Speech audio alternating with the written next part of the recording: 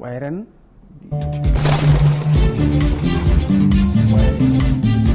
soo koy natt dana mu toll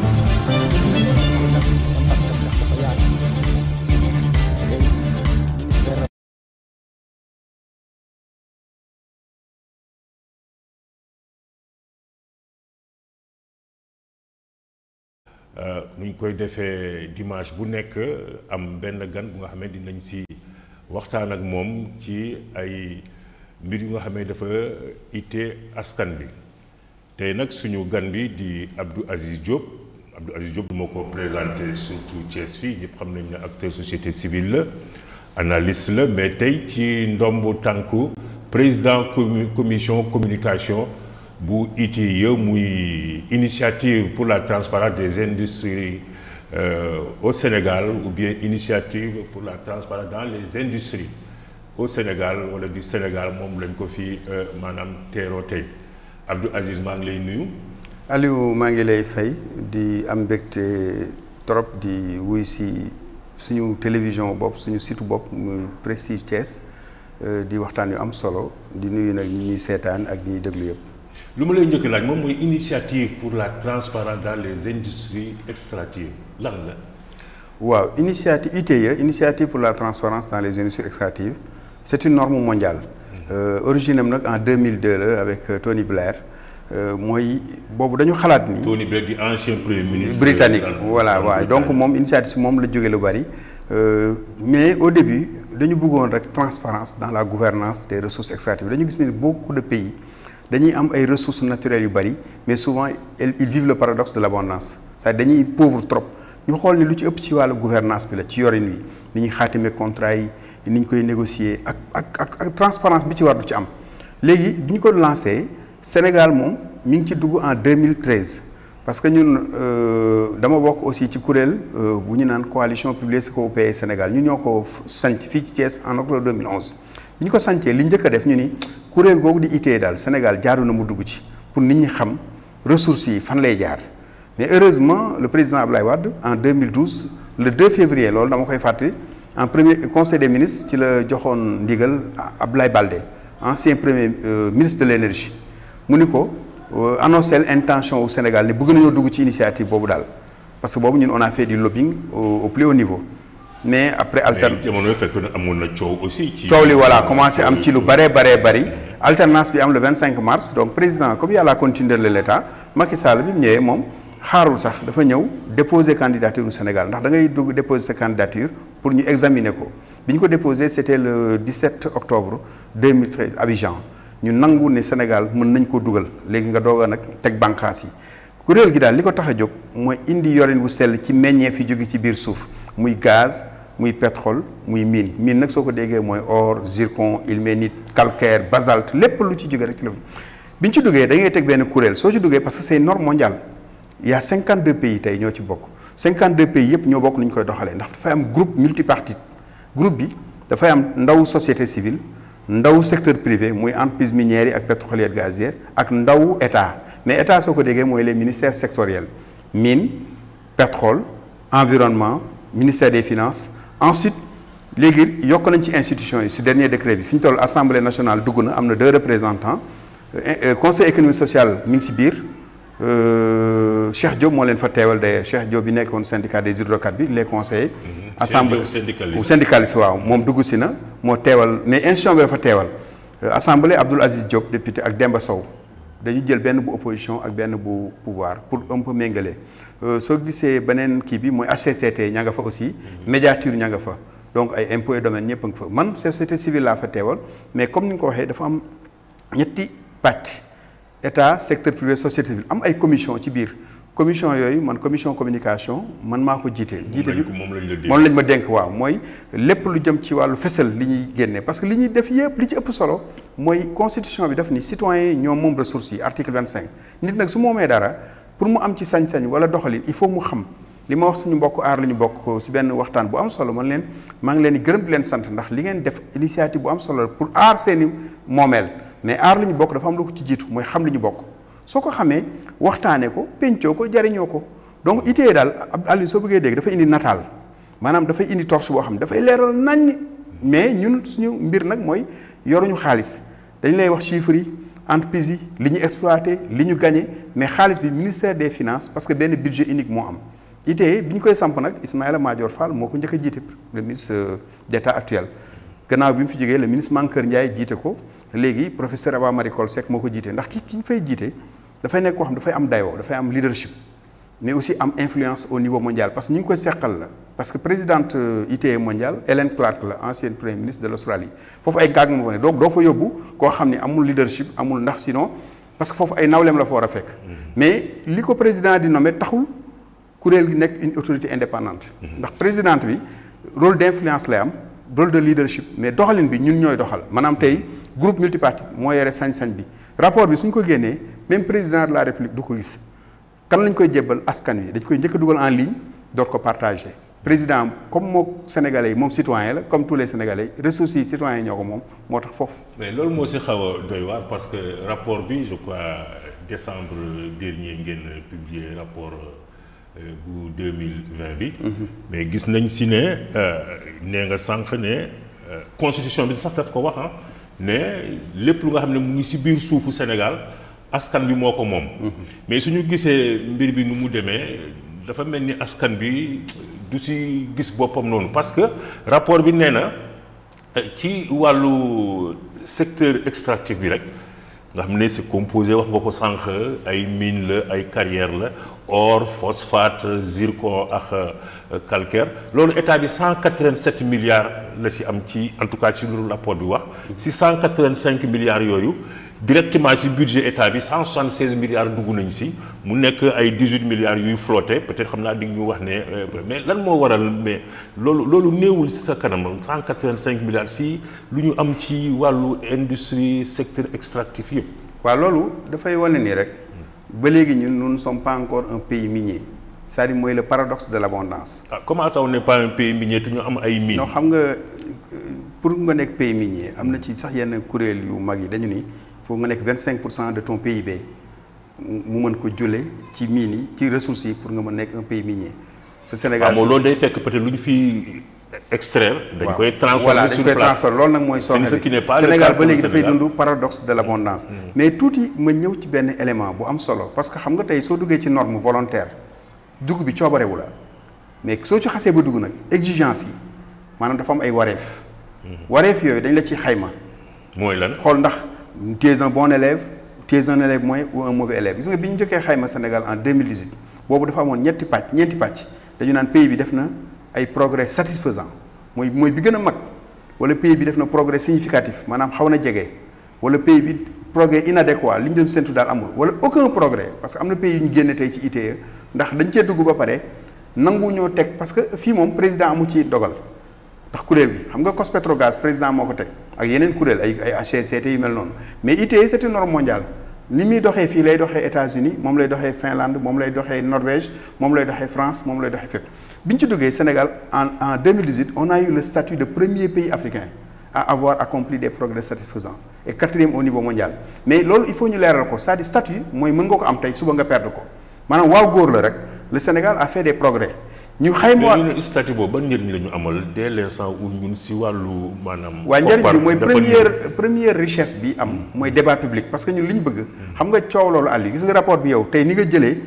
nga ñaxtu mooy am lu la metti man ma am lu ma metti ñun dañoo bëgg que les citoyens passent de l'indignation à l'action maanaam mettit bi ñu transformer ko en action concrète maanaam def plaidoyer pour d'abord une plus grande redevabilité mais beneen bi aussi pour que liñ fiy bayee maanaam mu nekk l'or noir nekk l'or du continent noir. maanaam xam nga mais redevabilité xanaa amun nañu droit peut-être renégocier contrat yi wala loolu. mais dinañ ci ñëw ci kanam.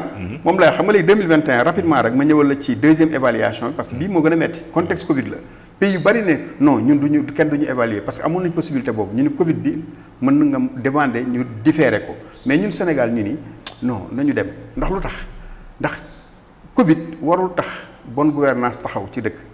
warul tax accès à l'information ndax xam nga Covid bi yéen a ngi doon liggéey yéen taskatu xabaar yi ñun tam ñu ni comme am na jumtukaay yu xarale yi rapport bi génn na il faut ñu fesal ko moo tax daaw dem nañ Saint-Louis dem Fatick fi ñu daan dem yëpp mais émission radiophonique lañ def comme gouverneurs yeeg kilifa yi dañuy woon nañu bañ a dajaloo pour mbas mi ñu ne ñun nañ disséminer les conclusions du rapport et ne pas disséminer le virus ni ñu koy defee mooy ñu utiliser canaux yi maanaam brochure en ligne réseaux sociaux yi rajo communautaire et en langue locale loolu aussi jural ñu lu am solo parce que fexe nañu ba yeneen pays yi bañoon a dugg yëpp Sénégal moom la njëkk a xayma ci modèle bu bees bi ñu xaymaa ñu am 93 points sur 100 parce que y avait 3 composantes engagement des parties prenantes mooy comme ñun société civile secteur privé état c'est loolu lu am la parce que parties prenantes yi kenn mënul tënk sa morom parce que nous sommes des collèges interdépendants mais ñun ñëpp ku nekk dafa am sa autonomie. oui mais Aziz waxaguloo bi léegi si modicité somme bi. non maa ngi ci ñëw moom laay ñëw dama bëggoon ñëw léegi deuxième bi. mooy transparence engagement des parties prenantes ak impact. bi ñu ko defee 28 exigences yi Sénégal dépassé 7 yi benn bi moom dañu romb trop 100 points xam boobu mooy ban mooy débat public mooy li ñuy def nii. parce que débat public mooy tax askan wi tey mën a xam li ñu moom mën a défendre seen àq seen yelleef léegi nag pour ñëwaat ci li nga laaj. xam nga njariñ bi mooy lan rapport bi 2014 bi ñu njëkkee génne suñu premier rapport 46 milliards la Sénégal gagné woon ci lépp parce que avant ITIE di am kenn mënul woon xam ban dërëm moo daan dugg ci caisse secteur extractif yëpp 45 milliards la. en 2014 parce que avant 2000 lépp phosphate yëpp. lépp en 2014 moo tax man la li am tànku kanam xam nga mi ngi am jéego parce que on est en 2020 rapport bi mu nekk 185 milliards cela veut dire quoi commencé guñ même exploiter gaz ak pétrole lii mine rek la génnee. 185 milliards yi 67 milliards moo duggaat ci gafaka état budget état bi waaw. maintenant 5 milliards 765 millions mooy dépense yi nga xam ni li ñaan social RSE bi ngay dégg nga xam ni. sarax la rek. dépense yu coobarewu la kooku entreprise bi mooy seet billet màkk fii yóbbu tey joxe. donc suñ ko bëggee tënk daal loolu mooy wàllu askan bi nekk ci. asaka bi mooy asaka bi. mooy ñu dëkk ci foofu daal. dëkk bi yëpp mooy les benn ambulance ñu def ci seen turu entreprise c'est-à-dire marketing la loolu sarax la boo xam ni kenn xamul lu muy yuru parce que entreprise buy gagné combien de milliards de chiffre d'affaires par exemple lu may jël daaw jéeg ICS bii ñu dendal 261 milliards de chiffre d'affaires la gagné. xam nga ñaata la ñu delloo lépp seen paiement 5 milliards mooy cotisation sociale des travailleurs. ak parce que ñoom seen contrat du ñu fay patente. duñ fay taxe duñ fay redevance ndax ci biir contrat bañ koy xaatim en 88 dafa amul li ñu naan clause de stabilisation. contrat bi moom lañ defaat en 2099 su. parce que dañ doon jël usine de c'était. voilà 2008 ñu renégocier ko mais soo renégocier fexeel ba li nga xam ni tey jii entreprise bi kon ne di gagné ay milliards di lor askan wi yow gagné woo ci état bi gagné wu ci collectivité bi gagné wu ci population yi gagné wu ci mais loolu nag volonté politique moo ko laaj moo tax ñun dañ jàpp ni. ba léegi Sénégal gisagul boppam ci ressources yi parce que li nga wax lu am solo la 185 milliards kese le secteur extractif dugal 167 dem budget état ce budget état nekk 4000 et quelques milliards. loolu asaka la. mais pour synthétiser or lan ñaata la ñuy dugal ñoom. or bi du ren production bi yëpp xam nga ñaari entreprise ñooy produit lu ëpp solo muy PMC ak Sabodola fële ci Kédougou ñii nekk Sabodola ñii nekk Mako ñoom 12 tonnes 800 la ñu produire. 12 tonnes d'or mais bi ñu ko xaymaa xam nga lépp la ci xaalis 397 milliards la ñoom. 397 lañ ko jaayee. waaw ñoom ñaar ñaata la ñuy dugal ci gafa état bi. soo xoolee Sabodola rek. 53 milliards la dugal. ci contribution kese si 197 milliards. ba pare mais pire mooy or bu ñuy gase fii. mais benn gramme or du des ci réew mi lépp dañ koy jël yóbbu ko suñu ko jëlee xamul fu ñu ko yóbbu. waaw yéen mii Sénégalais yi di dem di superviser wala di dem di visiter loolu di essayer xam loolu du leen metti. waaw xam nga ñun li tax suñu mission xaw a metti tuuti dafa am fu ñu tënku ñun amuñu mission d'audit. amuñu mission de contrôle ñun mission wu tas xabaar génne maanaam information yu wóor yu fiable jox ko askan wi nag tey. mais ñoom ñu leen di wax askan bi justement. non ñoom loolu moo leen metti mais loolu xamul li mu indi. moo indi orpaillage traditionnel bi nga gis tey soo demee Xaraxena ñun bërki dem lañ jógee Kédougou parce que suñu génnee rapport bi dañ koy jébbal askan yi donc du ñu yem Dakar dañuy dem dans les régions bërki dem maa ngi la koy wax maa ngi woon Kédougou ak président Eva Marie Coll ak tout le comité nag suñu demee en langue locale fi ñu dem parce que ànd nañoo ci groupe bi ñoo xam dégg nañ tukulóor dégg nañ soose dégg nañu olof langue ba ñuy wax la ñuy wax rapport bi dañ leen koy fereñpancal ne leen lii la génne lii mooy seen àq lan mooy seen jafe-jafe nag parce que ñun du ñu am ci loolu dañoo bëgg seen ressenti ñoom ñu jox ñu ko ñu jébbal ko kilifa yi ci gën a kaw mais soo demee Kédougou sa yaram day daw tey Kédougou est dépourvu de tout par exemple une commune comme Sabodola Alioune nga xam ni entreprise bi ma la wax ni fa la samp di 7 tonnes d'or la exploité la commune de Sabodola ñu ngi koy jox 700 millions de patentes ñoom. kese. ah mais 700 millions li ci gën a garaaw dëkk ba amul courant Sabodola bi commune ba.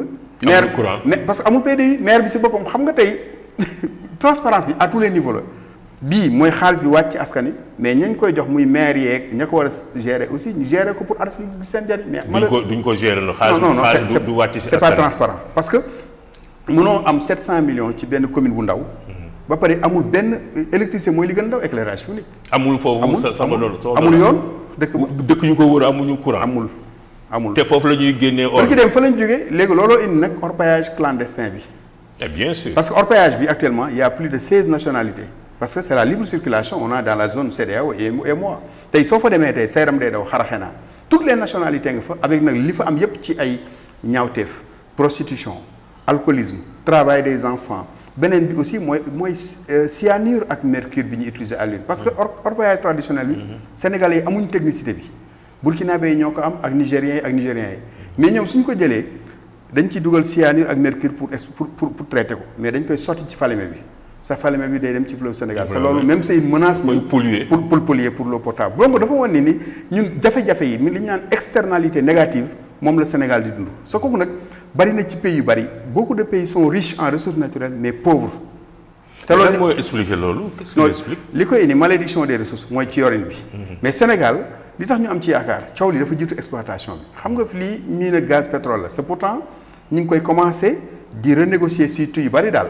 convention yi mais beneen bi mooy ñi ngi xaar gaz ak pétrole mais foofu nag moo am enjeu parce que foofu 700 milliards par an dina dugg ci budget état bi mooy loi bi ñu doon voté bi ñu doon waxtaanee bu yàggul demagul assemblée loi boobu dañ ko tëgg ñetti pàcc lii dem budget état lii dem ci fonds intergénérationnel parce que ressources yi ñi juddoogul ci lañ bokk donc ñooñu tamit du xaalis bi ñu leen di bàyyil nii mais ay projets structurants lañ leen tegal ba nga xam ne ëllëg ñoom dinañ fekk ko yoom yokkute ak balaa ñuy ñëw si pétrole ak gaz bi ñu delluwaat Kédougou mais Kédougou ngeen ba ngeen demee population yi ñoom lan lañ leen wax concrètement si li ñuy dund parce que def nga description mais lu ma mënul comprendre moom mooy or bi mu ngi fii ñoom si seen terroir la nekk ñoom pour ñu mun am accès naka la ñuy def dañuy am ay agrément wala dañuy. waaw xam nga il était prévu clandestinité amul ñu nga xam ne am nañu kii bi. du temps de Aliou Ndiaye il était prévu des comptoirs commerciaux. loolu dañu woon comptoir yi dañ koy organiser am carte d'orpailleur carte bi les nationaux ñoo koy am.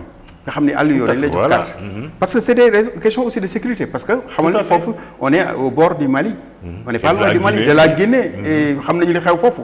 c'est gis nañu. li mu mën a jël sur le plan sécuritaire donc ñu ne woon carte yooyu dañu ko jox. Sénégal am na benn rapport bu génn sax je crois que Transparency International ñoom ñoo ko génnee di wax ne foofu am na ay bandes armées yu nga xam ne dañu commencé. y a des menaces quand même y a des menaces parce que carte orpailleur bi. dañ la koy jox pour nga mën a or mais carte bi yamuñ ci li ñu bëggoon mu am comptoir commerciaux nga xam ni tey bijoutiers sénégalais yi artisans yi ñu organiser. par exemple or ba fay jógee une partie. dafay des fii. ñu transformé ko mais ñoom sax revendiqué nañ ko les bijoutiers. mais nag xam nga volonté politique su fekkee ni texte yi ni mu tëddee parce que tey su dee waa Mali dañuy ñëw Sénégal di wut fi or parce que nee nañu tëggu Sénégal yi ñoo gën a xarañ sa ñun ñu fiy bayee ñu en fait pas bay di moins parce que meññee fi jógee si biir ñu fi exploité or sa benn gramme or mënu fi des loolu ça pose problème mais beneen bi àlleen mooy mine de compétence transférée loolu mooy wax ji nag xam nga tey mine gaz pétrole ak yépp coow li muy bari Kédougou même suñ ko fa exploité Sénégal yëpp a ko bokk. du compétence transférée. déedéet Sénégal yëpp a ko bokk.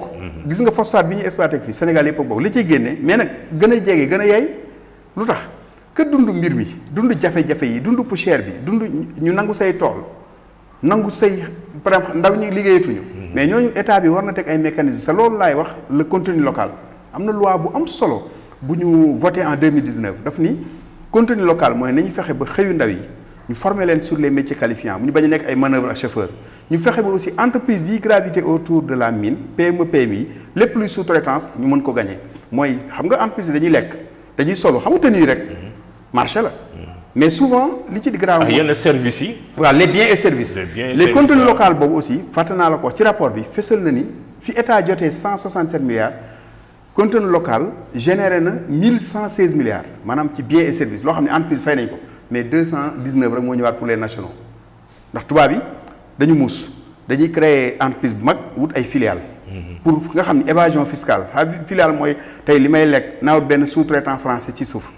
tey tenue yi filiales yooyu yëpp ñoom ñoo koy contrôler. ñoo koy contrôler alors que tenue yi suñu artisans yi war nañ mën def tey tenue marché tenue tey li ñuy lekk ci dans les camps muy soo demee GCO muy dem tey dans la zone des Niayes c'est une zone à vocation maraîchère donc ñooñu soo leen organiser. nga leen dama bëgg soble bëgg diwlin bëgg ceeb bëgg tamaate bëgg lépp ñun li ñu lekk ngeen ñu koy fournir mais loolu dafay créer emploi parce que li ñu mieux vaut travailler avec la mine que de travailler pour la mine parce que soo travailler pour la mine employé simple ngay doon ñu lay fay mais travailler avec la mine mooy yow nga nekk partenaire jël doomu dëkk bi maanaam def sous-traitance locale sa loolu tamit loi bi am na fi mais jëmmal guñ ko ni mu waree parce que sénégalais yi aussi am na ñu bëri amuñu capacité pour capter toutes ces opportunités. mais donc justement côté boobu ngay wax noonu loi bi am na fi moom mooy ñi nga xam ne dañuy dem ay participation ci mine bi maanaam ay actionnaire lañ fa. loolu je crois que am na loi bu ñu voté aussi buy fësal ne képp nga xam ne am nga fa action mu ñu publier sa tour xam ñan ñoo si yëngatu. waaw loolu fan ngeen si toll mooy c'est un secteur corruptogène dañoo gisoon guerre bi. guerre bi daf ci bari. guerre. corruption. concussion daf ci bari parce que contrat yi xam nga ñan ñoo koy signé ministère des mines ministère du pétrole su dee lu jëm ci wàllu gaz pétrole Petrosen président mooy approuvé mais ministère des mines ña fa nekk je n'ai rien contre ay fonctionnaires lañu mais un fonctionnaire boo xam ne peut-être il gagne 500 000 ou 800 000 mettre loo ko à l'abri mu war a négocier pour le compte de l'État du Sénégal ak ñeneen ba pare amul xarañte bi parce que tubaab yi négocier dañuy ñëw avec des géologues experts, oui. Des fiscalistes des juristes ñëw ak ay sociologues dañuy étudier environnement bi yëpp ba nga xam ni sa tubaab yi aussi bu ñu jàpp benn mbir àll ñëwuñu pour développer Sénégal pourquoi Inde ñu arrêté exploitation phosphate depuis les événements du Bhopal en 84 ñëw suñu pays yi di fi exploiter non seulement di exploiter suñu phosphate di ko transformer en engrais ñun ñuy importer engrais alors que ñun c'est un pays boo xam ni. di exploiter emploi yu fi nekk. emploi ba pare di indi ay indiens di leen def ay chauffeurs. indianisation boobu. ça alors que dañu ni article 85. suñu état yi mënuñu ci dara.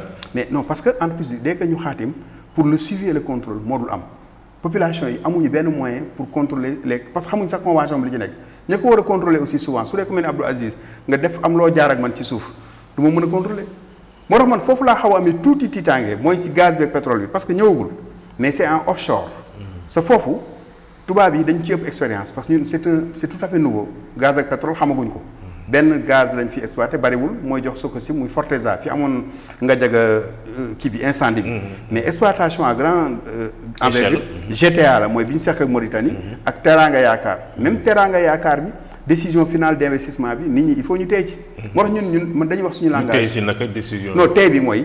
il faut un management des attentes des citoyens en ligne bu ñu ndax Sénégalais yi. gis nga réalité bi nañ leen ko wax. maanaam or réalité bi mooy or beeg gaz bi pétrole bi bu ñu yaakaar ni ñun suñu soxla yépp da ci war a aju xam lu ñu war a yaakaar agriculture bi tey Sénégal soo xoolee li mu yaatoo da ngay dem fii ba Kédougou. mais da ngay génn Dakar rek presque da ngay mel ni nekkatoo Sénégal. mais normalement xam nga un secteur extractif loolu la ñu waroon njëriñ lu ñu siy am moom la ñu waroon utiliser pour développer secteur yi nga xam ne. waaw c'est-à-dire industrie li nga wax sànq lu am solo la. transformation bi Alioune la ñu agir levier boobu. xam nga tey li fiy jógee engrais jaaduwul ñu koy importer. vraiment alors que phosphate bi ci lay jógee. mu ngi fi waaw. tey nga gis cimenterie yi ñoom li ñuy jaayee tonne ciment. mais cimenterie les 10% de part gratuite boobu lay joxewuñu ko. te calcaire bi fii lay jógee. et puis état bi dafa am 10% entreprise bu fi samp état bi am na 10% de part gratuite muy mais Sococim Ciment du Sahel Dangote kenn du ko ci fay état bi. ba pare duñ ko fay. duñ ko fay parce que kenn xam duñ ko. non volonté politique parce que ña ko war a laaj xam nga man mën ma ko laaj. état ba xaatim moo war a taxaw laaj ko. mais moo tax li nga wax sànq dafa am solo Aliou. les bénéficiaires effectifs. xam nga bu njëkk ba kenn xamuloon qui sont derrière ces entreprises. dañu doon dégg rek ICS GCO Sococim nga dégg mu nekk. boîte am na ay actionnaires. voilà les personnes morales. lañ doon gis mais personne physique kenn mësu ko xam. léegi nag bi affaire bi amee Panama Papers coow milliards yooyu nga doon dégg. Afrique ñu gis ni dafay perdre 80 milliards de dollars par an laa de. par an voilà 80 milliards de dollars par an le rapport de Thabo Mbeki par an ci guerre. ci évasion fiscale.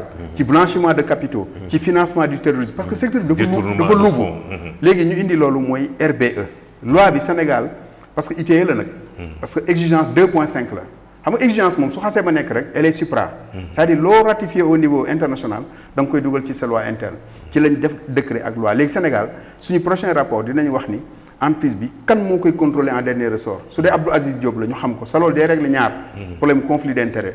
parce que su dee tey nit ki nekk na ci biir état à un niveau de responsabilité très élevé posture may ko mu mën a jël action ci entreprise bi loolu mooy conflit d'intérêt mënoo nekk ci état nekk délit d'initié sax délit d'initié et puis conflit d'intérêt mooy coow bi nga fi doon dégg tout à fait ci affaire Petro-Tim bi xam nga coow loolu jógoon na fi frère président ak président mais coow loolu bi mu jógee Aliou boobu suñu texte yi dafa amoon vide juridique maanaam li ñu naan cession ak transfert pas encore adapté rien dara encadré wu ko woon moo tax transaction boobu sur le plan juridique mën na nekk lu légal parce que amul benn texte mais sur le plan éthique rafetul parce que man mënu ma nekk président sama rakk soxla contrat ma signé ko alors que frère jàmm mooy délit d'initié bi donc mais léegi nag dans les nouveaux textes jubanti nañ ko parce que il faut coow am coow boobu mooy tax ñu indi réforme parce que tant que problème amul solution du am mais registre boobu moom dina régler lu bari au moins dina permettre ñu xam tey qui sont derrière ces entreprises ndax Abdou Aziz Diop la ndax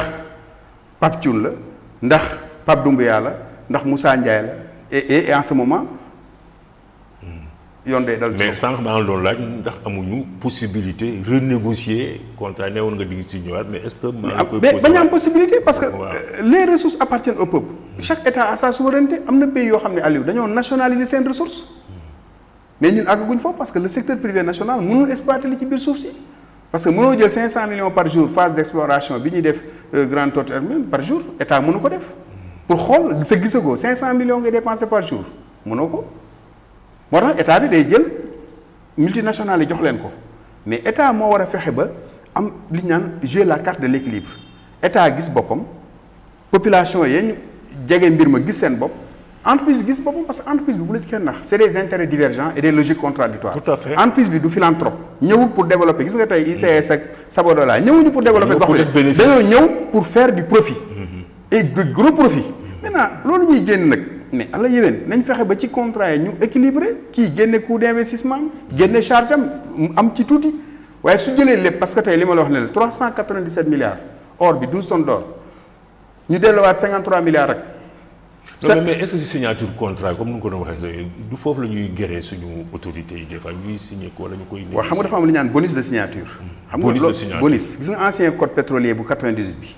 soo gisee même l'ancien ministre de l'énergie démissionné woon ci yooyu la jóge woon mu Thierno Alassane Sall pour le citer.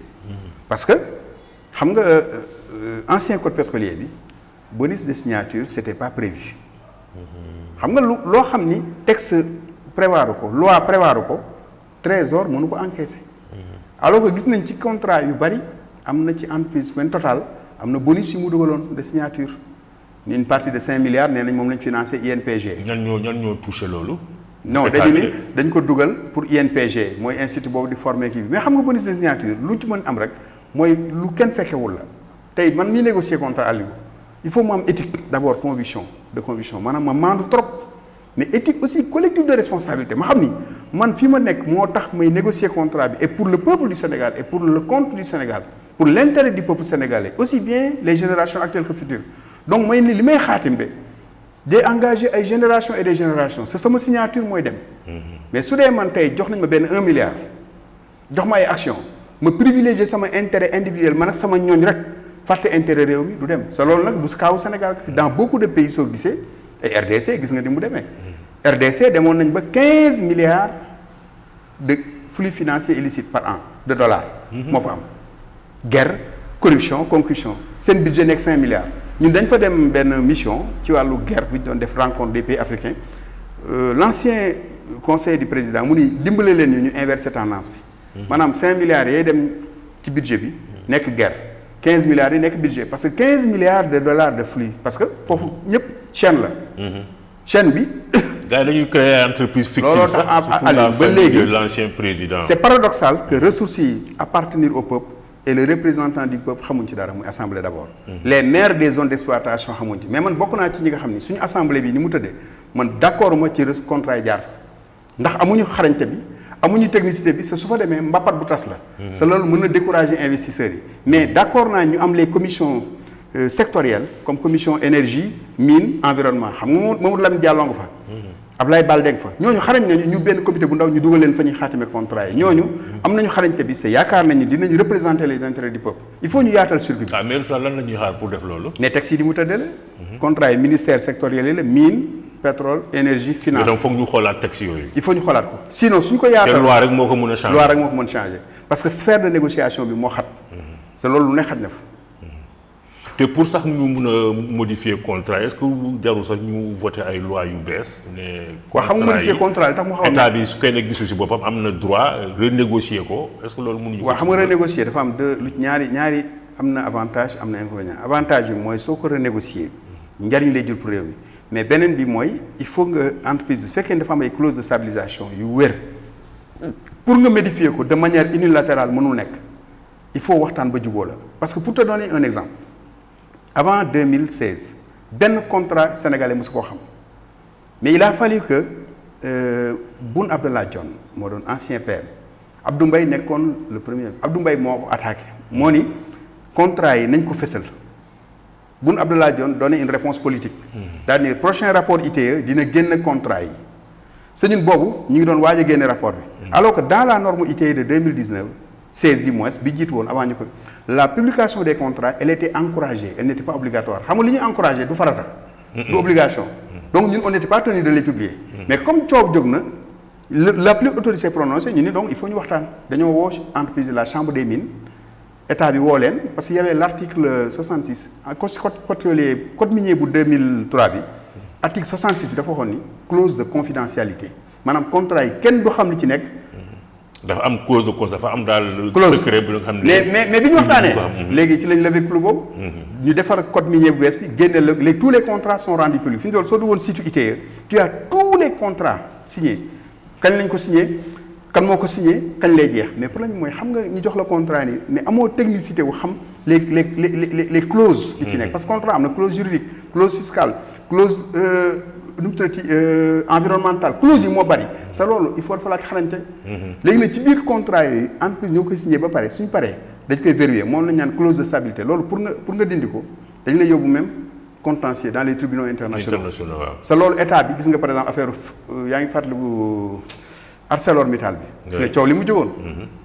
jox contrat entreprise bi défaillir mais contentieux bu mag la. sa loolu yenn saa yi bu mu buggee privatiser Senelec fii ak. voilà donc mais li ma jàpp mooy entreprise elles ont assez gagné sa am na foo xam ni entreprise bugguñ coow tey population yi rek ñoo mën soulever wu mais soulever wu aussi du soulever wu yàq engin parce que engin entreprise soo ko yàqee destruction de biens privés la. dañ lay tëj mais population yi mën nañoo taxaw ne état bi ñun daal. ñi ngi sa ginnaaw dooleel état pour ñu renégocier contrat c'est je sais que ni tey su ko population Mbour yi pas soulèvement nag mais xool les violations parce que en plus soo xoolee seen contrat soo moytul foofu la ñuy mujjule. parce que mais en plus elle viole lii mënul mujjule les contrats. soo demoon tey dans toutes ces zones là da ngay gis que li ñu wax ci respect des. mais entreprise nga su demee bay violer contrat yow am nga droit résilier contrat boobu. parce que résiliation. mais population bi xam nga les populations li moom il faut passer de l'indignation à l'action mooy soo amee la bonne information parce que entreprise bi moom. xam nga rapport de force la rapport de force bi nag état moo xaatim kii xaatim rek lay waxal moom tey le maire les maires de ces communes là amuñu suñ bëggoon dugg tey dans ces entreprises ils montent patte blanche il faut ñu autoriser leen ñu dugg fa même si doon seen territoire la sa dugg bi dañ lay xam fan nga yem état bi signé nag ñoom ñooy les personnes assermentées mooy ministère des mines ministère du pétrole ñooñu ñoo mën a dem ci plateforme yi ñoo mën a dem ci entreprise. non maire sax ñoom ñoo waroon njëkk porter plaidoyer bi parce que comme nekkul seen domaine de compétence. waaw mais xam nga les maires aussi je prends un exemple dans la commune de Darou Khoudoss xam nga texte yi am na ci yu baax Aliou. le fonds d'appui au développement local ñun ñoo def plaidoyer boobu on était au Burkina en 2015 ñoom bi ñuy jag-jagal seen code minier ñun on a vu que dañ ci dugal benn disposition 1% de fonds d'appui au développement local mensuel xam nga ñan lañ koy jox gox-goxaan bi abrité site minier yi. ñu ni wax ni lii lu intéressant la bi ñëwee Sénégal ñu ñuy def plaidoyer ne 5% pour les zones d'exploitation état bi bañ. entreprise état bi bañ. non entreprise yi ñoo bañ. pourquoi parce que xam nga ñoom xam nañu seen chiffre d'affaires xam nañu 5% chiffre d'affaires bi c'est des milliards. ñun ne bëree ba ñu d'accord 0,5% xam nga 0,5% soo ko amee da nga naan waaye lii du dara. mais ñun xam nga comme yàlla may nañu ñun suñ joxee chiffres yi dañ koy désagréger. dañoo calculer lépp correct ba mu au centimètre au centime près. ñu ni ICS 2019 yéen def ngeen 216 milliards. 261 milliards autant pour moi ne GCO def ngeen 114 milliards soo ko calculer dafay nekk 375 milliards. comme 0,5% lañ ni du chiffre d'affaires annuel hors taxe des entreprises en exploitation dafa war a dellusiwaat ci gox-goxaan bi abrité site bi ñu ni waa fii ICS GCO kan moo leen abrité ñu ni Meewaan ak Daaru Xudoos waaw. ñu calculer chiffre d'affaires boobu 0,5 muy 1 milliard 700 millions et quelque. kon te ñoom seen budget matul 200 millions seen commune yooyu donc lii soo ko jotee rek yow di nga am 8 fois sa budget. est-ce que ñu ngi koy jot ñoom. jotuñ ko parce que maire ba il est au conseiller moom jox nañ ko information bi zone boobu ña fa dëkk yëpp des députés ay député maire. non mais lu ma bëgg a xam moom mooy ICS ak GCO est-ce que ñu ngi fay. non fayuñu ko parce que dama ne la xam nga ñun on a la conformité sur le plan technique Sénégal ñoo fi gën a baax texte. gis nga suñu code yi Aliou amul code yi ko gën. suñu loi yi yëpp voté nañ ko mais en termes d'efficacité et d'impact et de mise en œuvre et d'application foofu lañ sooxee parce que en plus dès que mu signé amul koo contraindre parce que ko war a contraindre mooy état moo ko war a ne ko ah yow kat lii loi la respecte ko.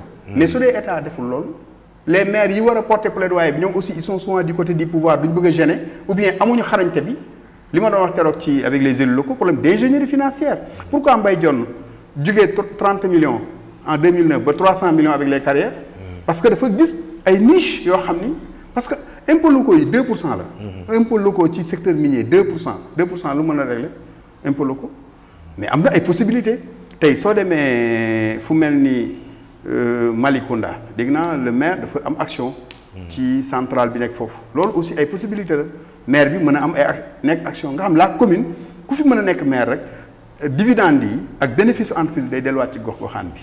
ci mairie bi daal day dellu ci mairie bi yooyu yëpp lu mën nekk la. Alelo signé woon na benn convention ak une entreprise bi doon def Tobin Power. nga xam ni dañ naan def 500 millions par an parce que entreprise bi su implanté siège am ci biir commune bi patente yi fa la koy fay. mais entreprise dañu muus dañuy dem ci àll bi yóbbu seen siège Almadies wala Plateau. ce qui fait que fee du gis dara.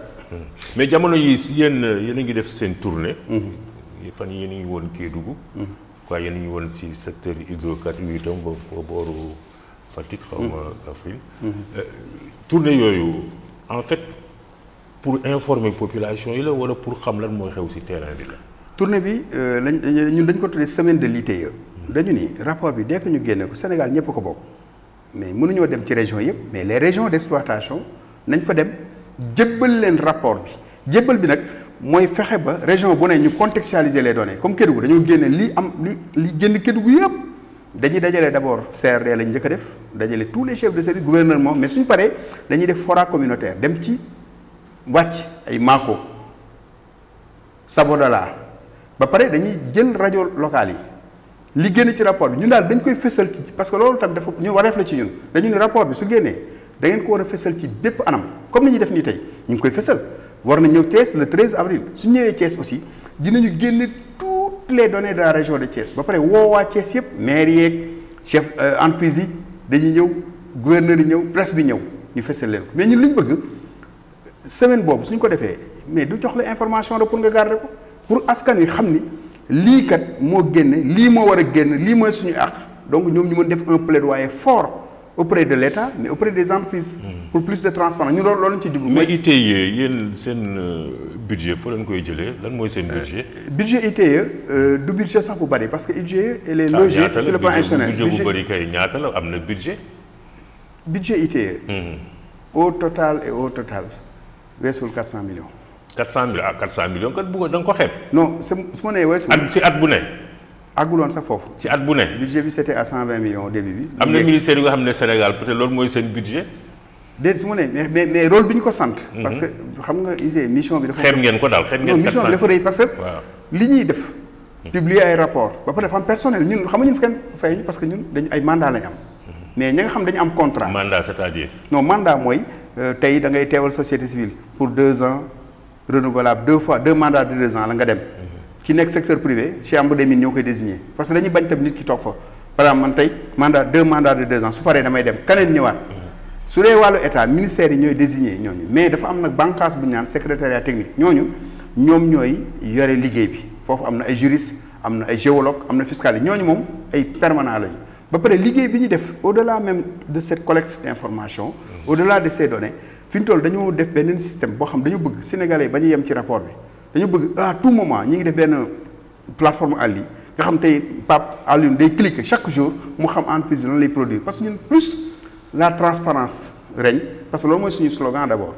avec la transparence ci wàllu or naka ngeen xam entreprise muy produire te or bi du fi transiter peut-être foofu lañ koy contrôler te contrôle bi sax yàlla moo xam nu muy demee Sabodala lay jógee dem directement naka ngeen di contrôler ñooñu. non li ñu leen di contrôler ñun dama ni ñun amuñ mission de contrôle et d'audit mais li ñu mën mooy collecter toutes ces données.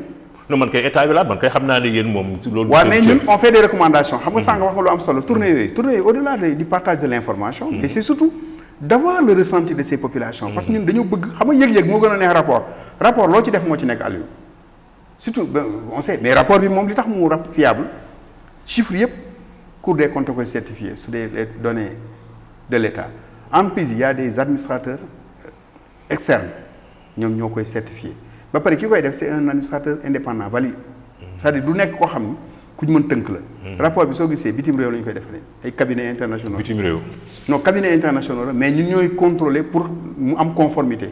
mais dañu bëgg rek mu am benn neutralité bi ak benn objectivité bi transparence bi pour bañ rek ku ci influer mais tey rapport bi suñ ko génnee ñun ressenti yooyu ñu jot par exemple barki dem nañ Kédougou dem nañu Missirah xam nga fu ñu wàcc bi ñu demee Fatick def CD dañoo dem Missirah dans les îles du Saloum nga xam ni Sangomar bi fa la ñu war a exploiter pétrole bi ñoom c'est des femmes transformatrices li ñu dundee mooy napp transformer les produits halieutiques. loolu mais tey avec l'exploitation du gaz et du pétrole il y a une menace déjà qui plane parce que autour de la plateforme. c'est à 100 mais loolu il faut ñu leeral ko aussi 100 kilomètres la.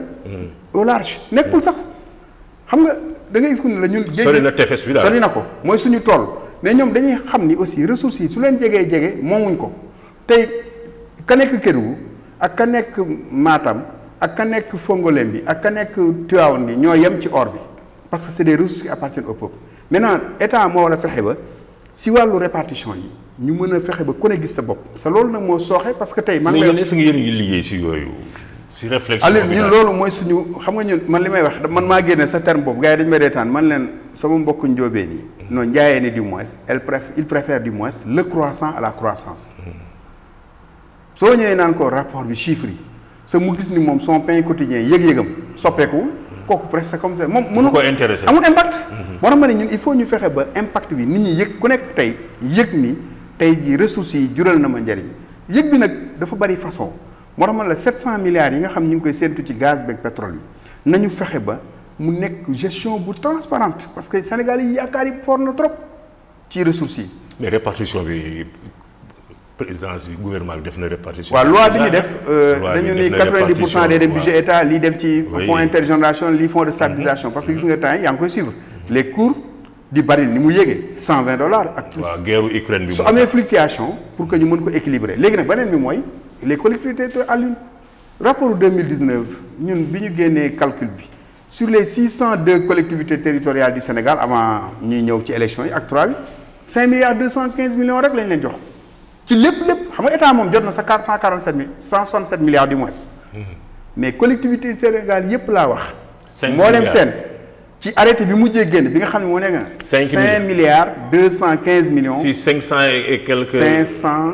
602 collectivités territoriales avant Kër Massar di dugg 557 communes ak 45 départements 5 milliards 200 am na communes yoo xam ni ay 300 000 lañ jot am nañ jot 3 millions am jot 4 millions indi woon na coow sax boori Mboro parce que Daaru Xuddoos dafa am 100 millions Mboro am 4 millions sax ñoom ñoo bokk même espace bi ñaari maires yi bi ñuy waxtaanee man leen ñu Mboro dafa abrité mbay le site d'habitat mais abrité wul site d'exploitation Daaru Xuddoos fa la ñuy exploité ñoom ñooy impact direct loolu mooy indi affaire bi léegi beneen bi aussi mooy li ma wax sànq les dépenses sociales Thiès région de Thiès yëpp 1 milliard 75 millions ci rapport bu lee pas bu 2020 bi moom la ANPEJ delluwaat ci région bi en termes de RSE. moom la ñuy séddoo collectivité pour les 53 collectivités territoriales 542 millions moo ñëwaat ci région de Thiès comme on est à Thiès pour montrer le gap ay 19 millions nga gis ay 12 millions c'est-à-dire gisaguñ suñu bopp mais ren ci rapport bi RSE bi may wax sànq 5 milliards 765 millions Aline loolu lan la mën pour askan yëpp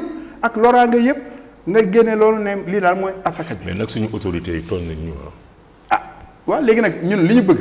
mooy Aziz suñu autorités yi tooñ nañu ñu bàyyi ko noonu sax ñii ci di dem di gas di génnee or moo gën. waaw xam nga am na pays yoo xam dañoo def choix dañu ni xam nga ñun mel ni tey blog yi ñu joxe dañuy woon bu ñu joxee loo yëpp. nañu joxe une partie comme ñun amaguñu maîtrise des coûts maîtrise de la. te ñoom bu ñu def transfert de technologie duñ ci def dara. duñ ko def non ba pare contrôle bi laa wax te administration bi ma gis nii suñu leen dooleelul waajal leen en offshore ils ne pourront pas faire le contrôle parce qu'il y a une asymétrie de compétences et de connaissances gis nañ fi li am Elf Aquitaine gis nga li fi amoon Gabon Congo sax maanaam Congo avec ñu pompé 100 000 barils ne la 50 000 la ban moyen de contrôle nga am. man boobu sax ba Pascal li suba waxee lu ñu leen di jox par an man dama ne Pascal dafay jum mu ne at bu nekk 10 000 francs lañ doon verser ci trésor public pays africains yëpp parce que li ma ci pétrole bu ñuy exploité 10 000 francs. waaw parce que moo tax ñu ne l'or noir n'est pas l'or du continent noir dañ ko exploité fii mais soo xoolee tubaab yi ñoo ciy gën a jariñu parce que lépp àlliw bu ñu waxee dëgg ci contrat yi la contrat yi tout se joue au niveau des contrats bu lañ fa xaatim loolu moo tënk entreprise beeg état mooy waree fam mais contrat bi si c'est mal négocié si c'est à l'avantage de l'entreprise état bi du gis dara population bi moo tax renégociation ba mu wax ñun ñëpp dañ ci war a taxaw c'est pourtant président waxoon na ko de nee na lii mënul continuer et li gën jaaxal mooy BAD y a la facilité juridique de la BAD y a le groupe de soutien de la Banque mondiale ñooñu dañoo xarañ trop ci négociation contrat et ils sont prêts à accompagner les pays africains mais benn pays africain du leen solliciter parce que ñoom suñu ñëwee aussi du am pot de vin du am bonus de signature du am commission parce que tout day leer te suñu gars yi mbir mi bëgguñu guerre bi daal moo fi nekk waaye yenn saa yi benn xam nga dafa nekk loo xam ni secteur bi dafa ko xam ne la 80 milliards de dollars par an de flux financier loolu bari na trop bari na c'est yenn saa yi dañ ci gis koo xam ni bon benn signature contrat nga am ci milliards doo ko sax lekk da nga koy yóbbu dans des comptes offshore ak yooyu offshore nga dee sa réew du ko jariñoo yow doo ko jariñoo jaru ko de en tout cas moo tax ñu naan malédiction ak bénédiction mais Sénégal man en tout cas ci li may jot a gis dund ko d'abord mooy ci kuréel yi ñu nekk mooy gëm naa ne Aliou bénédiction lay doon xamul tax lii nga def ni yow tey am nga information bi Pape am na ko Abdou Aziz am na ko si ñun dañu bëgg plus de Sénégalais am la bonne information exiger plus de transparence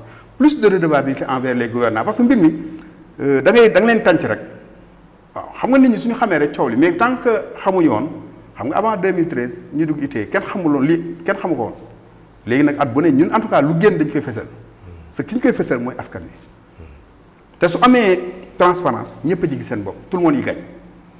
tout le monde yaakaar nañ ne dinañ la dégg te vraiment. en tout cas promettre naa même suñu ñëwee Thiès Alioune le 13. comme ni ma la ko waxee avec prestige dinaa ñëw boobu avec maintenant le secteur privé. La société civile nga xam ne collège yi ma la waxoon sama yeneen naatangoo yi ñooñu tam ñi nga xam ni tey ñi ngi ci biir pétrole bi ñu indi yeneen leeral nag ci les secteurs là loolu moom. waaw soo leen di ñëw rek nga indaale ñun tam suñuy taxe parce que ñun tamit ay privé la ñu. te ni taxe ba ngeen jàppale ñu. incha allah parce que ak budget bu ngeen am quand même ñu participer communication bi. volet communication soo leen ñëwee suñu service commercial te mu si gis boppam. dinaa ko waxtaan rek dinañ si am mbégte bu baax trop. jërëjëf en tout cas maa ngi lay gërëm bu baax di fàttali ne yow yaay Abdou Aziz Diop. di président commission communication bu ITIE muy industrie pour la transparence dans les industries extractives du Sénégal. jamono yi yéen a ngi si ay tournée yu am solo. pour informer semaine bii di ñëw lañu war a def Matam ak Saint-Louis ngeen war a mujjee dem Thiès nag soo leen jógee Matam ñëw Thiès. incha allah voilà ñu ngi leen di xaar fii. en tout cas daal jàppal ni ñun yéen lañ fa teewal. man société civile askan wi lañ fa teewal. maanaam amuñu mandat électif amuñu mandat temporel tënkul ñun lu ñuy soxla rek mooy Sénégal ressources yi nekk. ressources yi am dina jur xéewal émergence développement durable waxuma la pour ñun mais suñu sëtaati sët yokk mais nag buñ jàpp ni tamit ressources yi luy continuer la c'est des ressources épuisables. nañu gën a investir ci mbay mi. Sénégal maanaam ressources yi jógee nañ ci profiter développer ay domaines agricoles communautaires développer agriculture. parce que loolu mooy éducation loolu mooy liy continuer Norvège noonu lañ def. jërëjëf maa ngi lay sant la gërëm Aliou. man te maa lay sant lay gërëm bu baax di sant waaye régie yu ñu accompagner yëpp nga réaliser émission bi Elhadji nekk ci bopp bi ak ñëpp ñu nga xamee ne ñoo koy jàppale di lay gërëm bu baax encore une fois di jox rendez-vous dimanche prochain beneen ganu prestige. jërëjëf.